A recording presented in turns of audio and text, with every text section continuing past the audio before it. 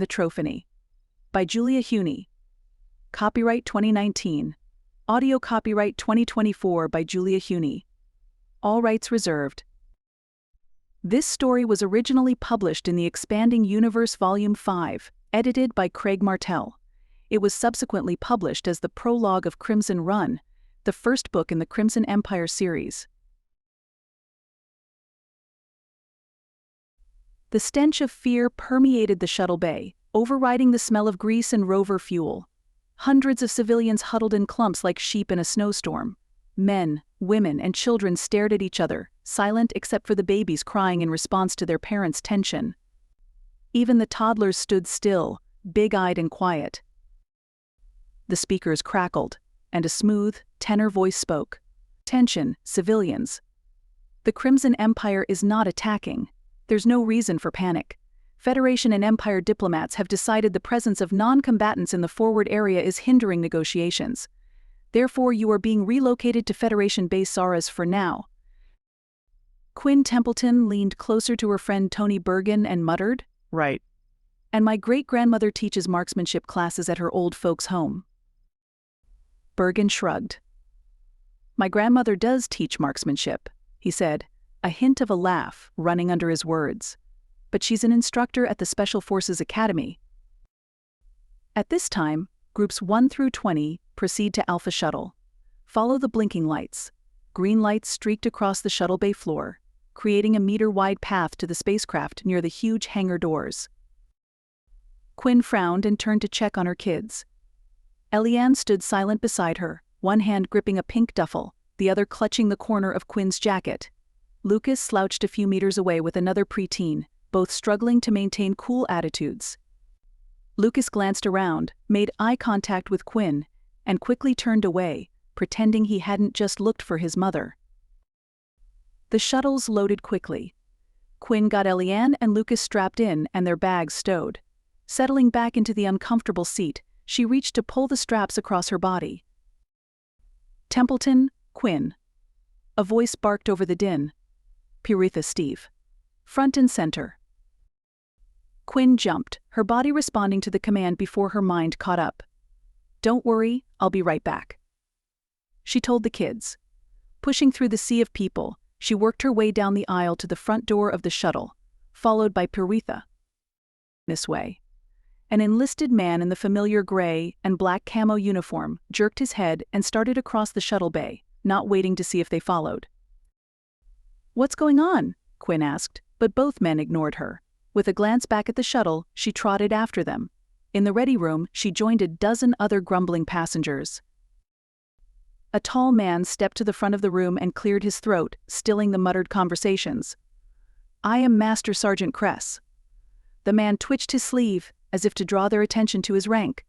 "We need to rebalance the load on one of our shuttles. We're moving passengers from that shuttle to the others, and we're going to make a second run to pick up the last of the civilians. You will wait here until the Alpha Shuttle returns from the transport." "My kids are on that shuttle," Quinn screamed, pushing back toward the door. Unfortunately, the rest of the group had the same idea. Voices rose in anger and panic, bodies pressing into each other as they all tried to push out of the room. "Attention." Kress's parade ground voice cut through the hubbub. The mob settled, people unconsciously stepping back and straightening up. "We know some of you have dependents on the shuttles. We also know you wouldn't want to put those dependents at risk. Many of you are former military or civilian employees. That's why you were selected. You understand the importance of good order and discipline. Especially in a situation such as this. We will transport your dependents safely to the cruiser, then the first shuttle will return to retrieve you. Now, Mrs. Andretti would like to say a few words." Quinn looked around the room, noting the faces. Most she recognized, a few surprised her. Spotting Bergen, she wormed her way through the crowd to his side. "What's the Admiral's wife doing here?" Bergen shrugged, surveying the room. "She's definitely not former military. Unless her recruiter was desperate to make quota." A tiny, young woman with flowing blonde hair, an elegant suit, and extravagant makeup raised a languid hand. "My dear fellow spouses." Her high-pitched voice made more than one listener cringe. "We must all do our duty in this trying time." Tiffany Andretti, trophy wife of the Admiral, had always irritated Quinn. She tuned out the squeaky voice and pulled out her comm tab to text her son. Lucas' reply was filled with arcane acronyms and angry emojis. She showed the screen to Bergen. I don't think Lucas is thrilled. Bergen reached up and patted her shoulder. They'll be fine. Melody's on your shuttle, right? She'll take care of them. Yeah, relief washed over her, and she sent a quick message to her friend. Melody's immediate response relieved her further. She put the comm tab away and leaned closer to Bergen. What is the Trophany droning on about? Bergen rolled his eyes. Do our duty, support our service members, yada yada yada yada. I think she's here, so we'll believe they're coming back. Doesn't reassure me. Quinn snorted. Didn't you see that pic of the Admiral with the vid starlets last week? Getting rid of this one might be exactly what he's hoping for. So sad, lost in the Crimson Surge. Devastating loss. On to wife number 4. Bergen bit his lip, but Quinn could see the smile. The roar of a shuttle engine drowned out the Trophany's voice. Every head in the room snapped toward the view screen on the wall. A streak of motion, a flare of engines, and the first shuttle took off. 3 more followed in quick succession. That's it. Then, Bergen said, under the angry outburst. Perfect tactics, distract us while they finish the deed. Where's that Sergeant Kress? Quinn peered around the room. Being taller than average, she could easily see over the group. Even now, most military spouses were female. The few men, like Bergen, stood at the edges of the crowd, making her task easier. I don't see him. Then let's go find him. Bergen moved casually toward the door, stopping when anyone looked in his direction. Quinn followed his lead. The door slid open, and the two made their escape. The hallway was deserted. Bergen led the way to a door marked Control Center. He tried the handle. That's odd. This should be locked. The door swung open. Inside, communication equipment lined the walls, with a large view screen showing the runway. Lights blinked, static buzzed, but no one manned the workstations. Where is everyone? Quinn asked. Leaving the control room, they checked the shuttle bay. Empty. Room by room, they checked the entire facility. Even if they plan to evacuate the whole base, someone should be here to land the last shuttle, Bergen said. Let's get back to the control center and find out. Cold sweat rolled down Quinn's back. You don't think they really left us behind, do you? She raced down the hall with Bergen. I was just kidding about the Admiral. You might have been kidding, but you might have been right. Bergen stepped into the control center and shut the door behind Quinn. You were in comm, right? See if you can raise anyone. Quinn sat and looked over the console. It's been 10 years. A lot of this has probably changed, and I was an officer. I didn't actually work for a living. Bergen grinned at the old joke. I'm sure you can figure it out. She flipped a few switches and got a login command on the screen. The username is auto-filled, but we need a password. Yanking out a drawer, she scrabbled through the contents, turning up the usual office flotsam. Check the underside. Bergen yanked another drawer out of the desk, tipping the contents onto the floor as he flipped it over. Nothing. Try yours. He started rifling through the next desk. Bingo. Quinn ripped a small card off the bottom of the drawer she'd just dumped. She slapped it on the desk and typed the symbols into the console. Excellent security here. Welcome to Sumter Network flashed up on the screen. With a grin, she started flicking through the system. A voice boomed through the speakers. Elrond, this is Sumter Delta Shuttle. We've achieved orbit. Boosting out in 5, 4, 3, 2, boost. Quinn slapped the volume control. That's Kress. Roger, Sumter Delta. We see you. Projected rendezvous is in 4 hours. A different voice responded. Elrond is the transport cruiser. Quinn told Bergen. If Kress was telling the truth, the shuttle will return in 8 or 9 hours. But if he wasn't, the transport will be long gone before we know it. Bergen frowned. Since he's on that shuttle, I doubt he was being honest with us. We need to contact someone. Quinn scrolled through the interface and hovered over an icon. What do we tell them? Won't they want to know how we got access to the system? Bergen heaved a sigh. Quinn, there's no one here. No one. They can't get mad at us for calling for help. Besides, it's not like they can court-martial you. You're a civilian. He held up a hand. And don't worry about getting the comm tech in trouble. If they were stupid enough to leave their password on the bottom of the drawer, they deserve to get tagged. Quinn flicked the switch. You're right. And besides, my kids are on that shuttle. Mama is coming. In the ready room, the Trophany held court. The group sat in a circle, with the Trophany reigning over a pot of coffee and a tray of snacks. A woman in a pink jumpsuit held a yellow scarf, twisting it between her fingers as she spoke. My husband deployed to the front line last year. Her voice trembled. He was gone for a week. A full week. A tear rolled down her cheek. From the doorway, Quinn took one look and turned to make a run for it. Bergen grabbed her arm. Just kidding. She shook her head. This is why I never attended the spouses' meetings. The Trophany loves to create drama over nothing. That woman is complaining about a week of TDY? She should try a real deployment. Across the room, the Trophany nodded sympathetically. Being the wife of an admiral's aide is difficult. Not as hard as being the commander's wife, but difficult. She leaned across a stone-faced woman and gripped Pink Jumpsuit's hand.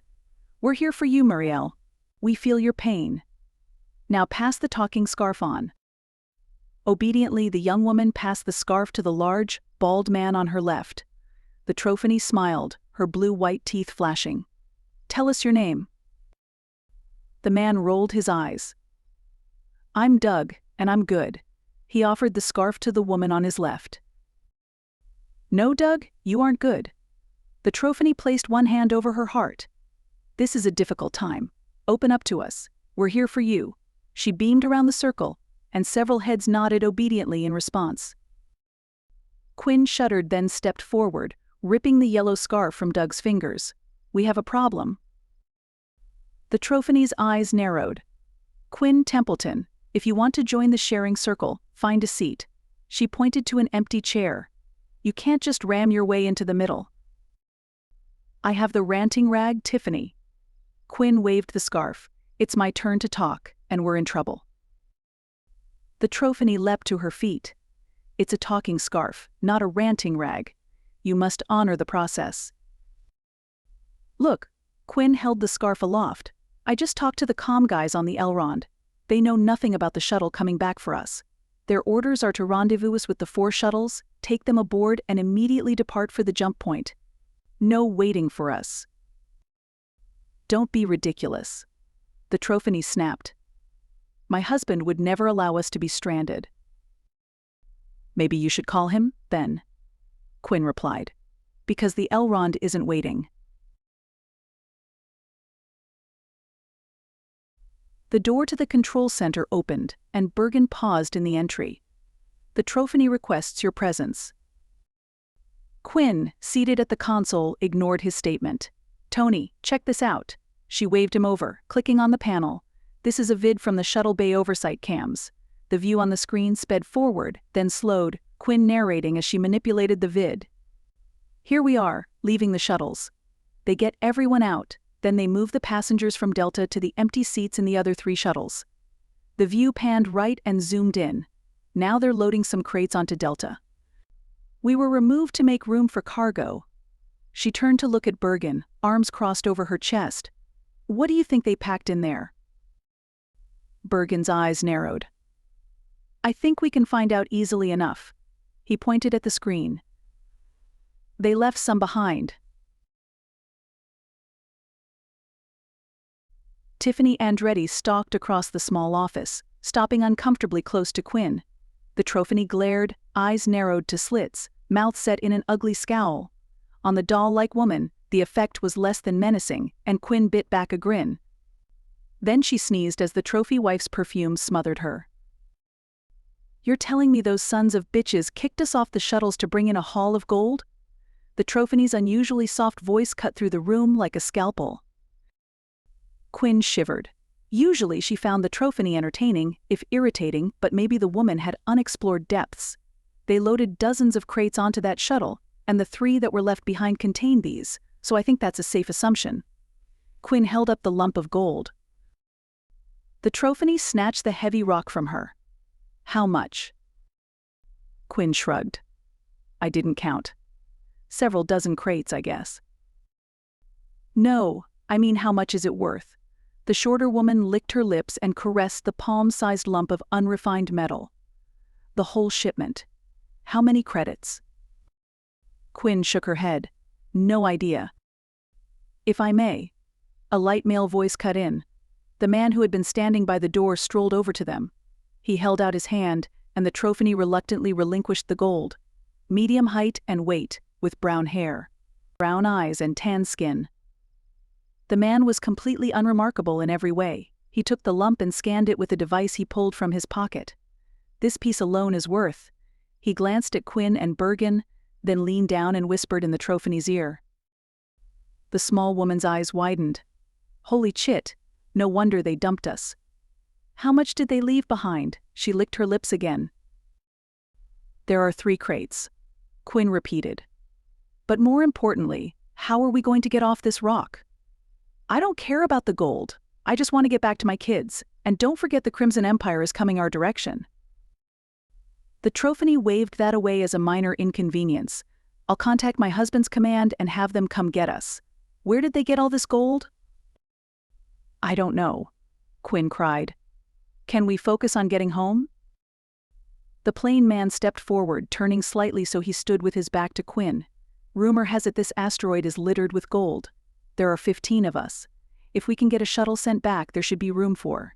He paused, as if calculating, then continued, 7 standard-size crates. More if we. He broke off, glancing back at Quinn, then guided the Trophany toward the door. Let's go call the Admiral. Quinn and Bergen exchanged a glance. Who the hell is that? Quinn demanded after the others departed. Bergen grimaced. That's Perry Cisneros. Spook. Lieutenant Commander, FSF, retired. Barely. Quinn's eyes left the door through which the couple had hurried and focused on Bergen's face.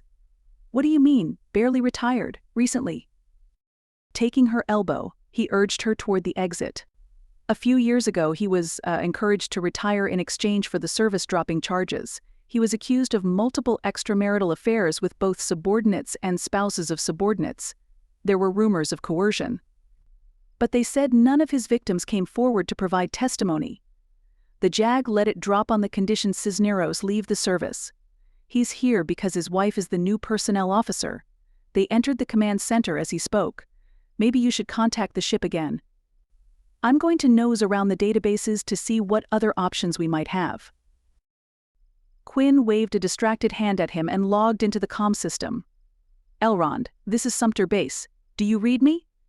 She double-checked the protocols and sent the signal again.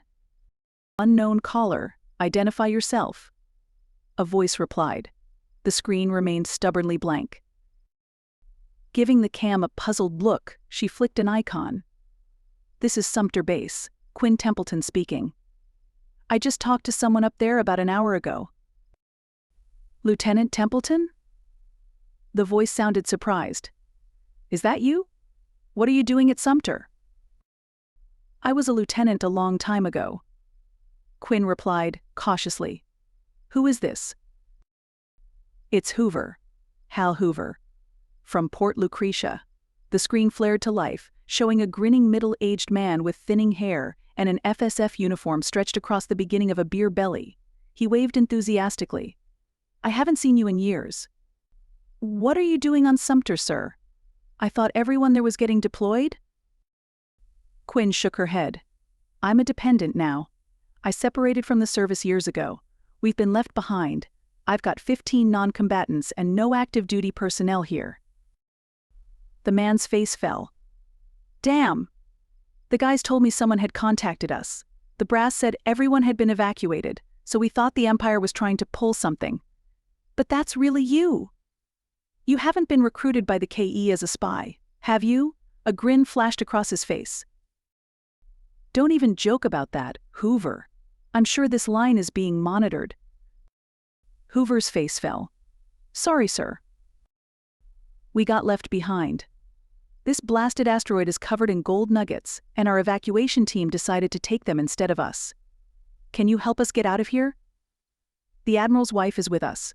Maybe you can get his XO on the line. Admiral Andretti's wife is there. Hoover gave her an indecipherable look. Let me see what I can do. Hang tight, LT. Quinn opened her mouth to remind him she was no longer an officer, but the screen went dark. She turned to Bergen, but before she could say anything, the door swung open. The Trophany and Cisneros strode in. We can't get through to Side's office, the Trophany announced. Call the ship for me. I just did. Quinn said. Sergeant Hoover is going to call me back. Cisneros eyed her. Get them on the horn. We don't wait on a sergeant. He's contacting the XO. Quinn protested. Get them on the horn. Cisneros demanded. They have more than one tech in the comm shack. Quinn gritted her teeth and turned back to the console. She input the comm keys and waited. They aren't responding, sir. Bergen grimaced at the title, and Quinn shrugged a little. Even knowing what she did about Cisneros, respect for the rank won out over distaste for the man. Besides, being in this environment took her right back to her active duty days. Old habits were hard to break. Then, try. Again, Cisneros said, as if speaking to a 3-year-old, and keep trying until they respond. He turned to the Trophany and shrugged dramatically. Spotting Bergen, he barked, You there. Who are you and what are you doing? Bergen stared him down. Antonin Bergen, civilian. Fiscal services. I'm looking at options. Fine. Anything you find, I want to know ASAP. He turned back to the Trophany. I think we need to institute SFS Protocol 401 immediately. The Trophany shook her head. I don't know what that means. Just do whatever you need to do to get us out of here. Bergen glanced at Quinn and back to the Trophany. He's telling you he intends to institute martial law and place himself in command. Since he's the ranking retiree. Bergen spit out the words like they tasted bad. That sounds like an excellent idea. The Trophany nodded enthusiastically. Of course, as the Admiral's wife, I outrank you, but I will certainly listen to your counsel. Quinn bit back a laugh. Like the spouses of too many senior officers, the Trophany thought she wore her husband's rank. The two of them could fight it out as far as she was concerned. She just wanted to get back to her kids. Sumter Base, this is the Elrond. A voice boomed out of the speakers. Quinn hit the volume button. Why did it get so loud every time it turned on? Elrond, this is Sumter. Go ahead. Crimson agents, depart Sumter Base immediately. All Federation personnel have been evacuated. The facility will be purged in 12 hours. The voice sounded automated. Hoover. Quinn slapped the video button, but the screen remained blank. Hoover. You know I'm not a Crimson agent. Send someone to evacuate us. Please? She swung her chair around. Tiffany. Say something so they know it's you. They must have a voice match on file. This is Tiffany Andretti, wife of Admiral Side Andretti. I demand you send a shuttle to pick me up. The Trophany's voice ratcheted up an octave as she spoke. Crimson agents, depart Sumter Base immediately. All Federation personnel have been evacuated. The facility will be purged in 12 hours. The mechanical voice repeated. They've cut reception. Quinn's shoulders drooped in defeat. They can't hear anything we're saying. You're Crimson agents? Cisneros' eyes narrowed. He turned to the Trophany, pointing. We should lock these two up. We could get a reward for capturing known Crimson agents. We aren't agents. Even if we were, you won't get a reward if we're all purged in 12 hours. Quinn swung back to the console and started activating alternate protocols. We need to get through to them. Step away from that console. Cisneros demanded. I won't have a Crimson agent using Federation property. Quinn leapt to her feet. Are you even listening to me? We aren't agents. And oh yeah, they're going to dust us. Cisneros reached out and yanked Quinn away from the desk, shoving her toward the Trophany. Then he pulled out a weapon. Hold on to her. He swiveled back to Bergen. You, Berger, step away from the console. Ah, crap. Bergen stood, casually dusting off his pants. I hate it when this happens. Cisneros advanced on Bergen. The shorter man waited until the colonel closed in, then, with an impossibly fast movement, kicked the weapon from his hand. Quinn grabbed the gun. Another lightning move and Cisneros lay on the floor, Bergen's knee in his back. Quinn yanked her arm away from the Trophany's limp hold and dove for the weapon. She stood and aimed it at Cisneros, feeling sick to her stomach. I'm not sure this is a good idea, Tony. It's a terrible idea. The Trophany shrieked. We need to act fast, and these two are doing everything in their power to get us killed. Bergen dug through a drawer, unearthing some zip ties. With a swift movement, he secured Cisneros's hands. Then he dragged the protesting colonel up into a chair and secured his feet to the console. He turned to the Trophany. Madam, are you going to help us, or shall I secure you with the colonel until we are able to obtain transport? The Trophany looked back and forth between Bergen and Cisneros. Her mouth opened and closed a couple times. I just want to get off this rock, she smiled. And I want to take some gold with me. That's not a problem, is it? I don't like this, Doug Parra said. Cisneros is the ranking officer, and y'all tied him up. While the Trophany attempted to organize her groupies, Quinn and Bergen had pulled aside a couple of retired military members. We tied him up because he pulled a gun on us. Quinn said, we have a plan, but he won't listen. I won't be party to a mutiny. The stone-faced woman from the Trophany's sharing circle, a retired shuttle mechanic named Cynthia Horgan, crossed her arms over her chest. We're civilians, Sin, so it's not actually a mutiny, Bergen said. I'm not a civilian, I'm retired, Sin insisted. So is Cisneros, and Parra. We could be called back to active duty at any time. Bergen rolled his eyes. But you weren't called to duty. You're here as civilian dependents. Could we stop arguing about this and get to work? Quinn said. My kids need me. Sin nodded in agreement. Mine, too. Okay, if you get us off this rock, we can sort out the mutiny issue later. And if you don't, we'll be dead. What's the plan? Quinn looked at Bergen, but he stared back at her. Finally, she shook her head. Obviously, Bergen wanted her to do the talking. According to information Tony found in the databases, there's a mothballed shuttle at an outpost across the Serpian crater. If we can get there, can you two get it up and running? Doug looked thoughtfully at Sin. I've helped recommission shuttles before. What's your background? While the two discussed technical details, Quinn pulled Bergen aside. I'm not comfortable with this. Why are you making me take charge? You're the ranking officer after Cisneros. He held up a hand to stop her disagreement. Yeah, I know, you aren't an officer anymore. But these guys are going to respond to your rank even if you don't own up to it. That's ridiculous. You take charge.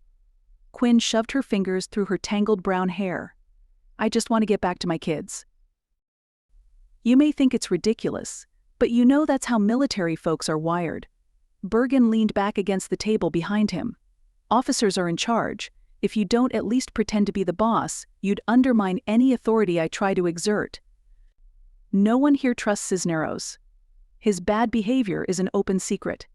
They know he'd abandon us in a heartbeat if he could replace us with a crate of gold. They know and trust you, so you're it. You're our best chance for survival. If I wanted to lead a mission, I would have stayed on active duty. Quinn pulled a tie from her pocket and bundled her hair into a low ponytail. If she was going to have to take charge, she'd better look the part. She squared her shoulders and turned back to the two mechanics. What do you think? Doug shrugged. If it was mothballed using standard procedures, with the intention of being reactivated in an emergency, we can do it. If it was just abandoned as useless junk, we're screwed. Quinn nodded. It's Plan C. If we get that far down the list, we're already screwed. The Trophany is supposed to be recording a message to the Admiral. We'll launch it in an emergency beacon. And Steve Peruitha is still trying to raise the Elrond. She grabbed a piece of paper and a pen. Tell me what you know about our fellow refugees. We're looking for anyone who could help us get off this rock. Sin glanced at Doug. I've attended a few of— What did you call her? The Trophany, she smirked. I've attended a few of the Trophany's spouses' meetings. She seems to attract the most drama-prone among us. Marielle LeBlanc, for example. She laughed as she named the aide's wife. Did you hear her moaning about her husband's deployment? A whole week at the front. Quinn smiled and waved a hand. Yeah, I heard, but that's not helpful now. Who might be useful? Anyone else with mechanical or tech skills? Cassie Palacios was an EVA specialist.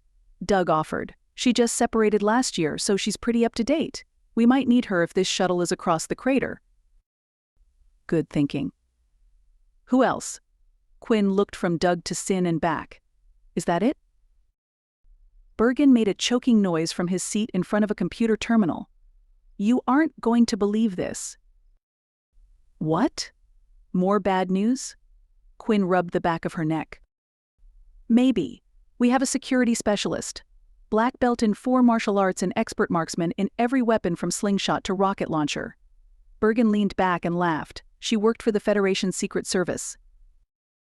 Quinn whistled. They only hire the best. That means she's fast, smart, and lethal. Who is it? Bergen bit his lip. Marielle LeBlanc. No way. Doug laughed. The moaner? I would never have guessed, Quinn said. Sin shook her head, her expression disbelieving. This is the second time I've been stationed with her, and I had no idea. Do you want me to talk to her? Quinn looked at Bergen, but he offered no advice. Okay, here's the plan. Bergen is going to find as much info as he can on the mothballed shuttle. Para, you work with him to come up with a launch plan. Horgan. You get Marielle on board. We definitely don't want her siding with Cisneros and taking us out. I'll talk to Cassie about the trip across the crater. We'll meet back here in— She looked at the chronometer. 30 minutes. Bergen gave Quinn a discreet thumbs up as she and Sin left the room. Quinn groaned in frustration as she watched Cassie Palacios dig through a storeroom. There are only 2 EVA suits, and they're both tiny, child-sized. She held one of the suits against her long frame. The feet dangled just below her knees. Most techs have their own custom suit. I wouldn't trust a station-supplied one if I had a choice. The tall blonde grimaced. Doesn't matter, since neither of these is going to fit me. We're going to have to depend on the rovers. At least they're all vacuum-tight and fully charged. Normally I wouldn't venture across an asteroid like this without a suit, but this is not normal. I recommend you. Sin, Doug and I take the rover and find the shuttle. Doug and Sin can get it up and running. This suit should fit her. Bergen can stay here and organize the Wives Club so they're ready to load when we arrive. She wrinkled her nose as she said, Wives Club. Not a fan of the Trophany? Quinn raised a brow as she folded the EVA suit into its bag with the helmet. Shush, she hates that name. Cassie looked around the room, then resumed packing the second suit. And you really don't want her angry at you. She is vicious. Quinn rolled her eyes. What's she going to do? Tell her husband on me. Actually, that would be great, because maybe it would get us off this rock. She led the way down a hall toward the massive garage. 3 rovers squatted in the crowded space. They looked like a cross between a deep space shipping container and a spider on roller skates. An open crate lay on the floor next to the farthest rover, and the Trophany and Cisneros stood beside it, scattering packing material as they dug through it. Crap. Quinn grabbed Cassie's arm and dragged her back out of the garage. She untied Cisneros. I'll bet that crate is full of gold. We need to find Tony. Let's get away from here. They ran down the hall, Quinn gabbling into her comm-tab as she stumbled along. Tony, Cisneros is loose. They're in the rover garage. Where are you? They scrambled back into the EVA dressing room.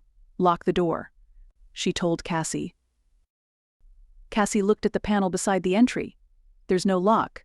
What do we do? A message pinged on Quinn's comm-tab. Bergen says he'll come to us, and we should stay away from them. Cassie gave her a strange look. You're the LT. What do you think we should do? Quinn froze. What did she think they should do?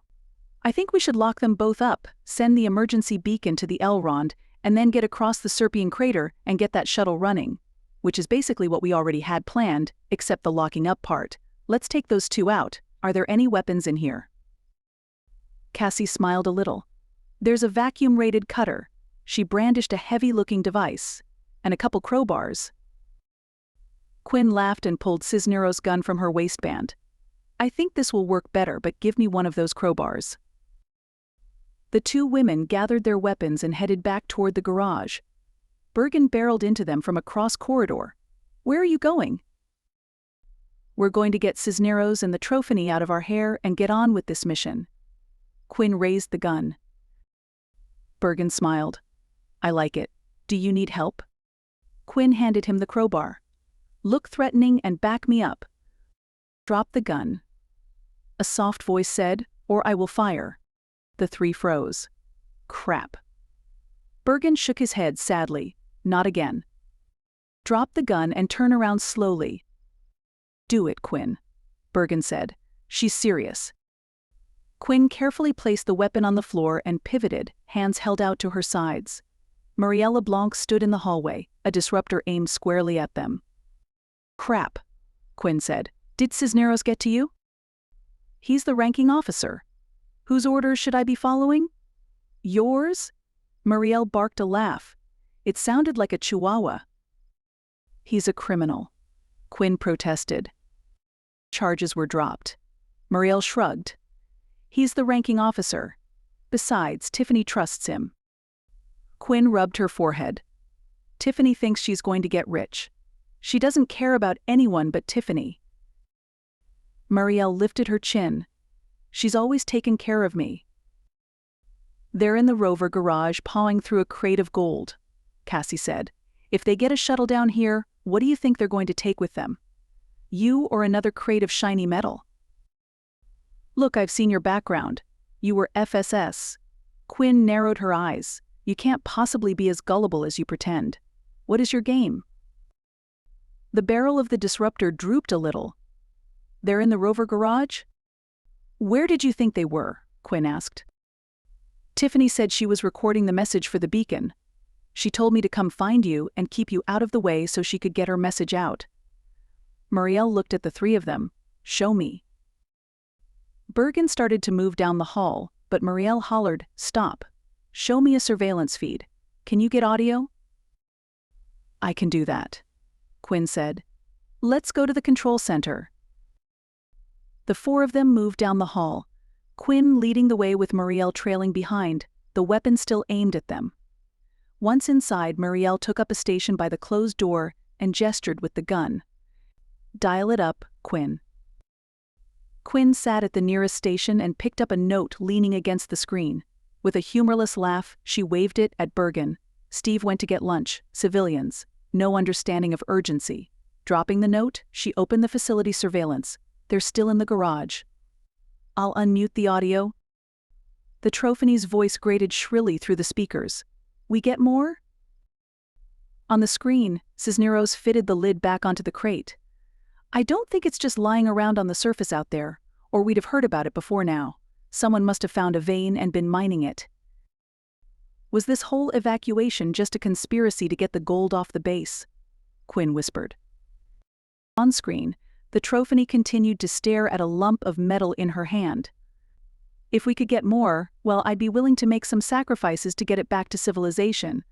I'm not stupid. I know Side is done with me. If he wasn't, he wouldn't have left me here. I need to make sure I can provide for myself. Her voice hardened. But I don't just want to be comfortable. I want to be wealthy. I want to have enough money to destroy him. What kind of sacrifices are you talking about? Cisneros asked. Why? The Trophany snapped. Do you know where there's more gold? How badly do you want it? Cisneros flipped the switches on the grav cart strapped to the crate. The device hummed and lifted the crate, and he shoved it toward the rover. If we can get to that shuttle Berger mentioned, we can fill it with gold. I'll fly, you'll co-pilot, and the rest is cargo space. But you'd need to sacrifice your little coffee clatch. The Trophany waved a hand. There's a new spouses group at every base. They're all pretty much the same. She laughed as she watched him maneuver the crate through the rover's door. Lucky for you, I don't know how to pilot a shuttle. A smirk crossed Cisneros' face, but with his back to the Trophany, she didn't see it. Quinn turned down the volume and looked at Muriel. Any questions? 1. Muriel said, When do I get to take her down? An hour later, the group met in the rover garage. The Trophany and Cisneros had departed before Bergen and Muriel could stop them. While Doug, Sin, and Cassie checked out the 2 remaining rovers, Bergen, Quinn, and Muriel brought Steve up to date. I have an automated hail going out every 5 minutes, Steve said, defensively. I'll get a ping on my comm tab if anyone answers. I was hungry. Quinn held up a hand to stem the flow of excuses. Great, just keep sending. Make sure the response is monitored at all times. We don't want to miss a chance at rescue because you're in the bathroom. Get one of the ladies to help you.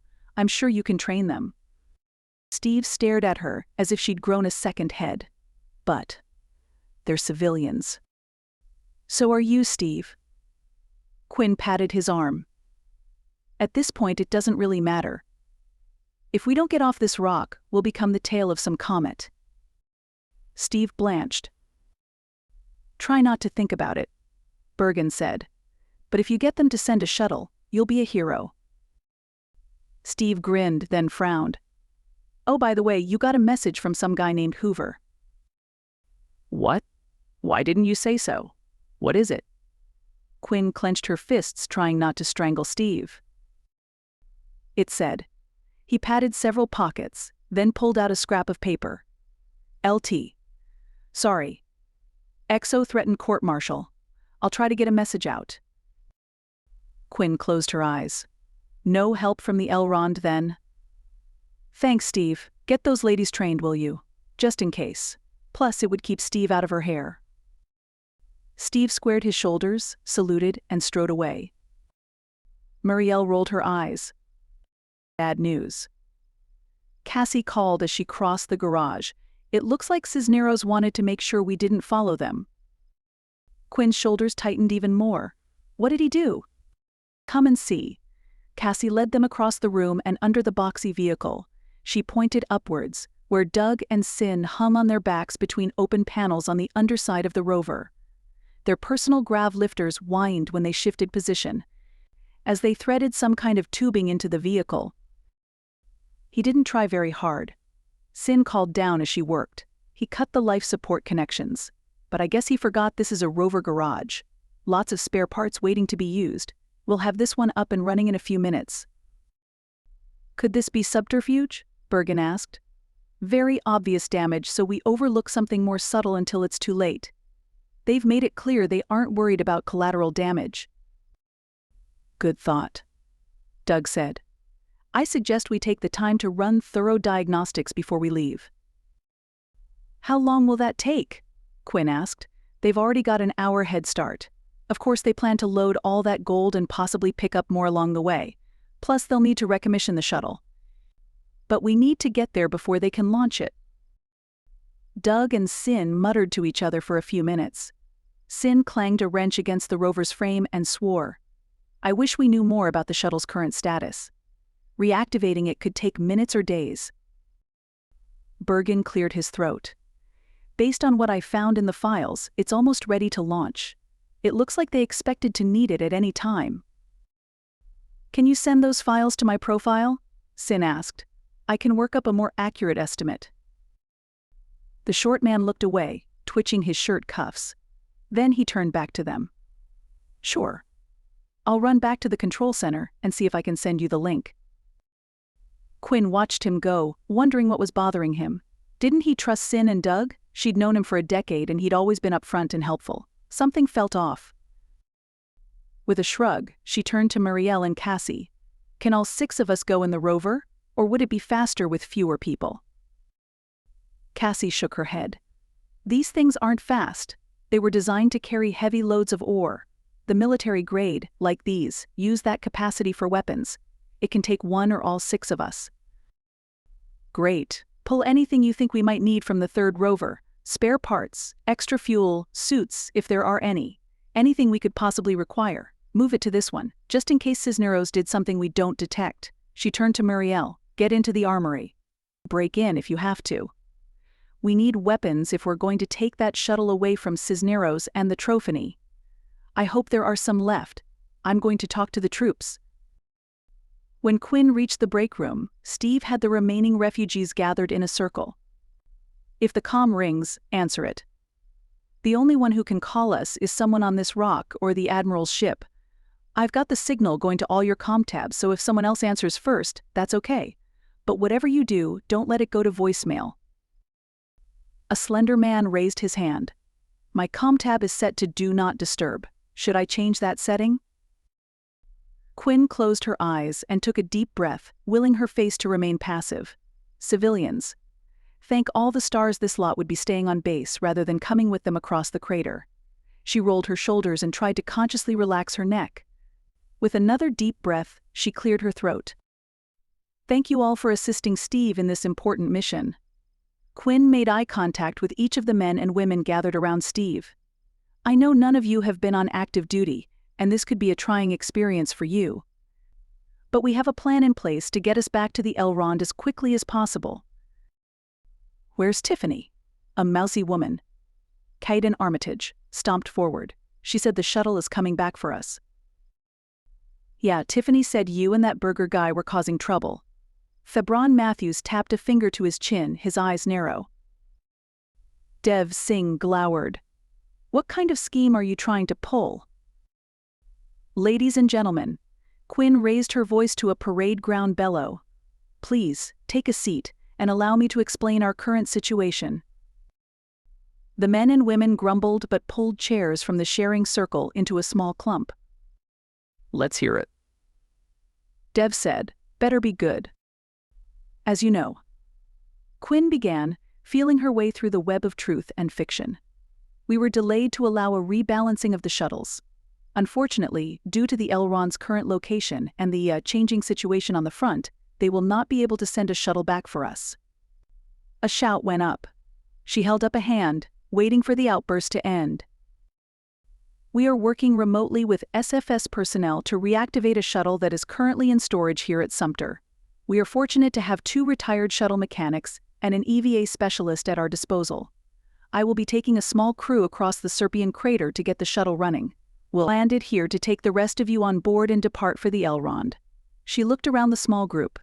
Less information was probably better in this situation. Any questions? Where's Tiffany? Caden asked again. Yeah, where's Tiffany? And that Cisneros guy? Fabron demanded. Tiff said he's in charge because he's the highest ranking. Quinn held up a hand again to stop the barrage of questions. One at a time.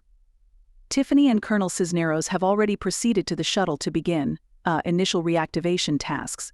The group I am leading will join them to complete those tasks. Starting up a shuttle is not a fast and easy project. It requires the skills of many technicians.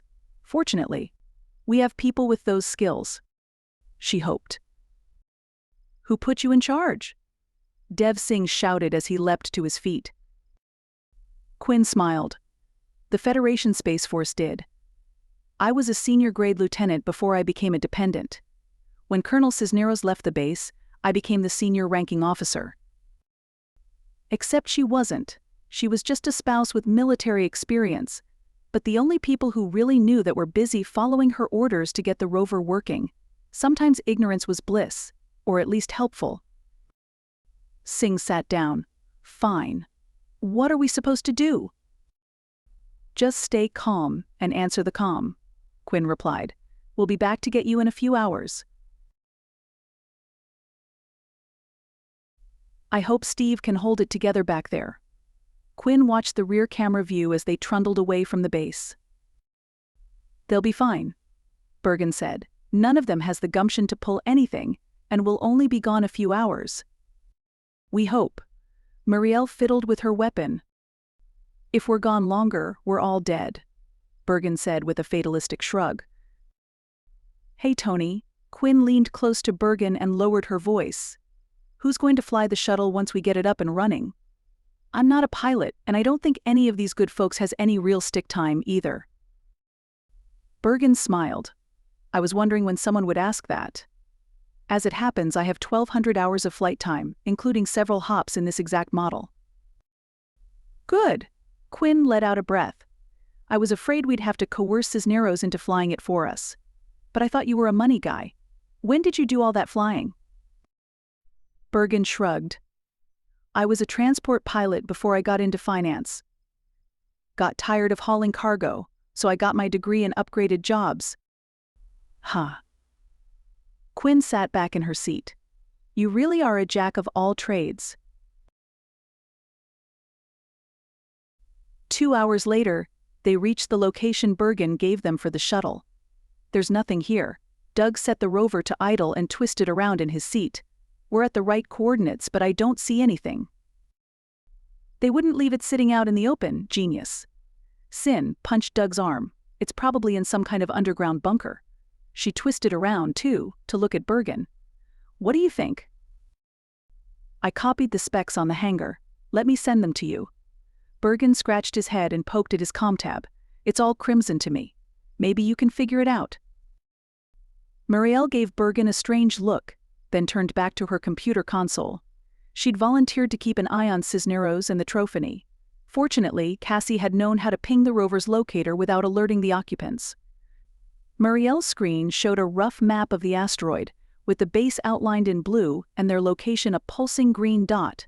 Another dot, this one red, blinked a short distance away, in the craggy hills to the west of them. I think I can run a subterranean scan on this thing. Cassie tapped some controls. Her extensive EVA experience had also given her a working knowledge of most of the equipment in the rover. What she didn't know, Doug and Sin had figured out.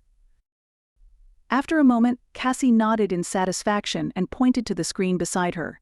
This area is hollow. We just need to figure out how to get in. She tried a few more commands and grunted happily when it pinged. Yep, there's a door right here. Do you have any open scripts in that file? Sin flicked something and grinned. Got it. The forward-facing cams showed a slit opening in the hill off to their left. As they watched, it stretched wider, until it was large enough for the rover to crawl inside. Emojis on the move. Muriel's voice cut through the cheers. They're headed away from us, though. Must be looking for more loot. The rover rumbled into the hidden hangar. Cassie did some magic on her console, and the door shut behind them. Is there Atmo inside this space? Quinn asked. No. Cassie pointed at the front screen. But it looks like there's an accordion airlock over there. Pull up close to it. Might be automated. If it's standard SFS build, it should have recognized our vehicle when we entered, and yes. On screen, a yellow-green, accordion folded tube stretched out from the wall. As they moved closer, it seemed to home in on them like some kind of alien creature scenting the atmosphere inside their rover. Quinn shuddered. She knew it was standard tech. Her imagination was obviously in overdrive. The airlock latched on to their rover with a muffled clang. Doug climbed out of the driver's seat and squeezed past the passengers to the rear of the boxy vehicle. He opened a panel near the hatch and entered some commands. With a pop and a hiss, the door swung open, cold, stale air flooding into the rover. Let me take point.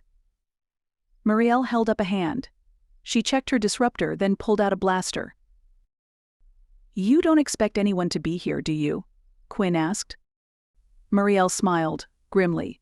No, but better safe. The rest of the team trooped out of the rover, and Quinn shut the door behind her. Can you lock that? She asked Doug. I'll put a passphrase on the open sequence. He keyed in a command. That should keep space pirates from stealing our rover. He grinned and winked. She smiled faintly and followed him up the airlock. When the cycle completed, the inner door opened. Oh, chit. Muriel swore. Cisneros stood there, smiling. Drop it. He held a blaster aimed at the Trophany's head. Muriel laughed, hard and bitter. I don't think so. Go ahead and shoot her. You'd just save me from having to do it. Muriel, how can you say such a thing? The Trophany cried. We're friends. Think about how we. Save it, Trophany. Muriel sneered. I heard you plotting with this ass hat. You were going to leave us behind so you could fill your shuttle with gold. And now that you've realized he's going to dump your sorry butt here, you want my help? What? The Trophany pulled out of Cisneros' grip. Ignoring the gun pointed at her face, she rounded on him. You were going to abandon me. How dare you? She kicked him in the shin, the decorative steel tip of her boot cracking into the bone. Then she shoved her knee into his groin. Cisneros jerked back, hunching over in pain. You little. He slid his finger onto the trigger of his weapon, and his head exploded. The Trophany screamed as a cloud of disintegrated blood, bone, and flesh showered over her. Muriel flicked the safety on her blaster and holstered it. She looked at the Trophany, then cocked her fist and drove it into the other woman's face. You owe me, bitch. Through the inner door of the airlock, they entered a small, rough-walled hall. A door on the left led to a tiny chamber with a cot and a sanitation pod. 3 familiar, meter-high crates half-blocked away. At the other end, another airlock led to the shuttle. Everyone carefully stepped over Cisneros' headless body, leaving it on the floor in a pile of brain dust. How'd you get in here? Muriel poked the Trophany between the shoulders with her blaster. Your rover wasn't in the garage. The Trophany stumbled but caught herself. With her arms secured behind her back, she didn't put up much of a fight. We got into the compound, but Perry couldn't open the shuttle. He sent the rover away on autopilot, and we waited for you. She whimpered and hunched her shoulder up by her bruised jaw. Sin stopped tapping on the control panel by the second airlock. It won't cycle. It's asking for a passphrase, and it's not responding to anything in the file you sent, Tony. You got any ideas, Para? Doug shook his head. I could try some of the old ones, but they're changed every 6 months, minimum. We'll probably get locked out if we try too many. Quinn banged her head softly against the wall. To have come so far and be stopped now. The old look under the drawer thing won't work here, will it, Tony? Any thoughts? Bergen had his ComTab out and was swiping through it. I downloaded everything I could. Let me see what I've got. After a few moments of silence, he pushed around the crates. Let me try. I'm already here, Sin said. Just read it out to me. Bergen shook his head. Too many weird characters. It will be easier for me to just type it in. He squeezed past the others to the hatch. Sin stepped aside and Bergen typed into the panel, consulting his ComTab as he did. Damn. Hang on.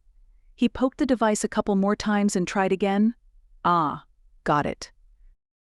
With Cassie's help, Sin donned one of the tiny EVA suits and went outside to do a pre-flight check while the rest of them entered the shuttle.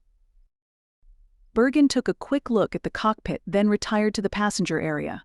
I'll let Sin do her thing, then start the warm-up. He grabbed a water pack from the galley and dropped into a seat beside Quinn. Quinn. Muriel said, move away from Bergen. This thing has a wide range, and I don't want to take you out by accident. Quinn looked up. Muriel had her small disruptor aimed squarely at Bergen's chest. What are you doing? The real question is, what is Bergen doing? Muriel asked calmly. He's a Krimson spy. What? No. Quinn stared at Muriel. Cisneros made that up. Muriel shook her head, her eyes never leaving Bergen. He thought he made it up. Funny, he was actually right, wasn't he, Bergen? Bergen looked from Muriel to Quinn, his eyes flicking around the room, evaluating. You're crazy, Muriel. I'm a finance guy. No, you're a Krimson spy. Muriel stood in the aisle, feet apart, weapon pointed, rock steady, at Bergen. This isn't an SFS shuttle, it looks like one. They did a good job of mocking up one of ours. But they never expected any SFS personnel to actually get inside. Look at the inside of the door, Quinn. Emergency egress instructions written in crimson text. The ID numbers on all the fixtures in here. Chairs, vid screen, galley cabinets, water packs. Look at any of them, Quinn. They're all crimson. And only Bergen could open the door. I can't believe he thought Doug and Sin wouldn't notice. Bergen hesitated, then shrugged. Our shuttles are built for stealthy insertion. That means using SFS equipment anywhere an SFS technician might look. We frequently land at your bases for fuel and maintenance. But as you said, no one is supposed to come inside. Poor planning on our part, but you know. Budget cuts. Getting SFS parts is not cheap. Quinn gasped, leaping out of her chair. You're admitting it. But I've known you for years. How can you be a Crimson spy? A deep plant. I've been on the SFS payroll longer than most of their real employees. Of course, my real salary offsets the crappy pay here. Bergen leaned back in his chair, sizing up Muriel. Here's the thing, though. I'm saving you. Your own chain of command left you here to die, but I risked my mission and my freedom to get you off this rock. I could have left without any of you. He paused, cocking his head. I could have taken a boatload of gold back to the Empire, too. He smiled wistfully. Then his face hardened, and he turned away from Muriel, his eyes locking onto Quinn's. But I didn't. I'm risking it all to save 14 civilians. Dependents of my government's enemy. Do you want to know why? He paused. Quinn nodded, mesmerized. I'm saving you because that's what we do in the Crimson Empire. We value loyalty and family, children, friendship. We don't leave civilians to die because it's easier than getting a divorce or because there's a pile of cash. He stood, slowly ignoring Muriel and her gun. His eyes glued to Quinn's. I was sent here to provide information that would help broker peace between our people. I didn't hurt anyone. I didn't provide any information that would endanger anyone, even your military combatants. I told my handlers about the people I met here in the SFS, and that we're all really the same. And that warring with the Federation doesn't help anyone except the fat cat defense contractors. And I'd like to think my little contribution helped pave a way for peace. I could have gotten on my shuttle, knowing I'd done my part, and flown back to my home. But that's not how we fly in the Empire. So, I'm saving you, and your friends, and your Admiral's whiny wife, and even that Fontank Porkin Cisneros, if Muriel hadn't killed him first. If you'll let me. But you're in command, Quinn. You decide. Quinn looked from Muriel to Bergen. He's right. He could have left us. Or killed us.